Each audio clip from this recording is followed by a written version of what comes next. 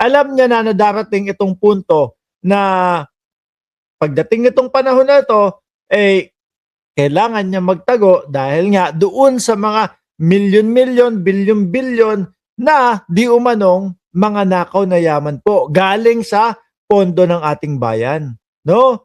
Alam niya na, pinagandaan niya na, tapos inaral nila kung saan yung posible at maaari na pwede magstay si Saldico nang hindi pwede basta-basta arestuhin. Dahil walang, kumbaga walang usapan yung dalawang bansa. Sandali, nasyon ko yan. Nagnakaw sa aming bayan yan. Kailangan pauwiin ko yan. Ay, hindi pwede. No? Wala naman tayong treaty. Wala naman tayong usapan patungkol dyan. Wala naman tayong extradition treaty. Naniniwala ako mga kababayan, talagang siguro, nung mga panahon na kasagsagan nila, alam na nila, no, na kung saan yung mga dapat nilang puntahan at maliligtas sila. At ito nga po, yung isa sa napili. At napakadali po, mga bossing, napakadali po upang maprotektahan ka nung hindi ka mapapauwi o hindi ka aarestuhin at dadalhin sa Pilipinas. Alam niyo po kung ano lang ang gagawin, mag-i-invest lang doon sa lugar na yon o doon sa bansa na yon.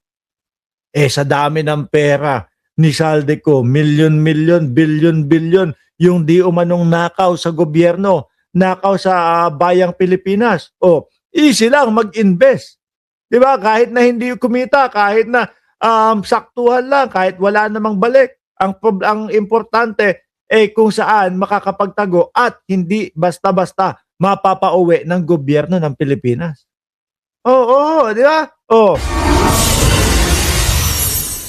Know the exact community where he stays. Parang Forbes Park. Nahanap na raw ng DILG ang pinagtataguan sa Portugal ni dating Congressman Saldico na isa sa mga kinasuhan kaugnay sa flood control scandal. Natuntun yan batay sa surveillance ng mga operatiba. Pero hirap daw silang pasukin ng komunidad. Hindi rin siya lumalabas, Hindi ko makain sa labas Kaba din, may takot din, ano?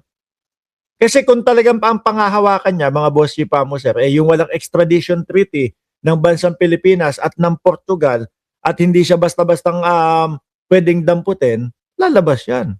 Kakain sa labas, i-enjoy yung sitwasyon niya. Di ba? Pero umaabot siya sa punto na talagang walang labasan ng bahay.